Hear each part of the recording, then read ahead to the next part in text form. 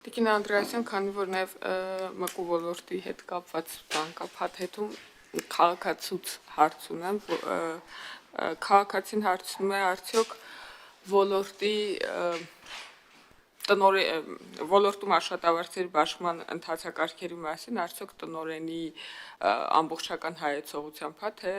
որքանն է տնօրենի ամբողջական հայեցողությամբ եւ որքանն է կարգով սահմանված եւ պարտադիր մաս, ըստ երևույթին քաղաքացին խնդիր ունի իր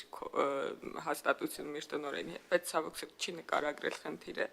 այլ այս հարցն է ուղղել, եթե կարելի է այս թեմայով խնդրում եմ բարձրաբանում Այսինքն աշխատավարձներն էլ միասնական դառնում է, Արդյոք ՄԿ ոլորտում աշխատավարձերը ըստ հաստիքացուցակի են բաշխվում եւ որքանով են դրանք տնօրենի հայեցողության մաս, ըստ երևույթին ինչ որ տարբերություն պատահել ինչ որ դրվագում ինչ որ քոլեջում Դրույքաչափերը կարող են տարբեր լինել մի քոլեջից մյուս քոլեջ, կարող է այդպես լինել, կախված եւ մասնագիտությունից եւ պաշտոնի առանձնահատկություններից։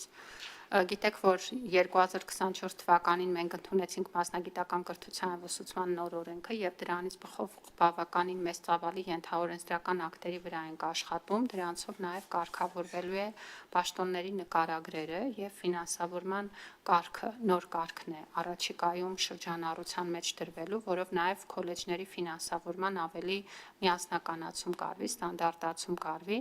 ինչ վերաբերում է աշխատանքի վերցնելու ընթացակարգերին, մանկավարժական աշխատողների համար գործում է մրցույթի կարգ, եթե ոչ մանկավարժական աշխատող է, այստեղ այո կարող են լինել այլ ընթացակարգեր, բայց Տիկին Ղազարյան, եթե դիմողը ավելի կոնկրետություն ու փաստական որոշ հանգամանքներ թեկուզ նախարարություն գրավոր դիմելով կամ ձեր միջոցով փոխանցի, փորձենք կոնկրետ իրավիճակը դիտարկել եւ հասկանալ արդյոք ամբողջությամբ իրավական դաշտում տեղավորվում է գործողությունները, թե ոչ։ Որ մասնագիտականը դրանում գրեթե համոզված եմ, այսինքն մանկավարժականը, որովհետև նախորդիվ այս քաղաքացին ատեստավորվելու հետ կապված հարցեր ուղղել, բայց մի հատ երևի ճշտող հարց կամ հստակեցնող հարց նույն քոլեջի մեջ, նույն հաստիքով աշխատող, որովհետև իմ տպավորությամբ խնդիրը նմանատիպ է, նույն ժամերով աշխատող մանկավարժների աշխատավարձը կարա տարբեր լինի։ Կարող է լինել կախված ստաժից, կախված կրթական աստիճանից եւ նաեւ կախված օրինակ գիտական աստիճանումից։ Բայց ոչ հայեցողաբար։ Սովորաբար դա լինում է խորհրդի կողմից հաստատված որոշակի ընթացակարգով, սովորաբար։ Դա արտացոլվում է հաստատության տարիֆիկացիոն մատյաններում, որտեղ որ երևում է նրանց դրույքաչափերը, բայց պետք է ասեմ, որ կարող են ոչ էական, բայց տարբերություններ կարող են լինել, այսինքն ավելի երկար ստաժ ունեցողը մի փոքր ավելի բարձր ստանա կամ օրինակ եթե կրթությունը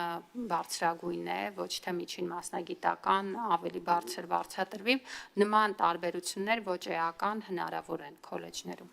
Այսինքն պատկերացնում եմ, որ մենք սահմանում ենք ունենա նվազագույնը դրույքաչափի շեմը, մնացածը կախված է կարող է լինել հայեցողություն, բայց դե հայեցողությունն էլ հասկանում եք հայեցողության ընտրության մեջ էլ այդ հայեցողությամբ ընտրվածները պետք է հավասար լինեն, այսինքն եթե հայեցողությամբ որևէ մեկին այլ դրույքաչափ է, ուրեմն հավասարաչափ պայմաններով այլ անձի դեպքում ինքը պետք է հավասար լինի։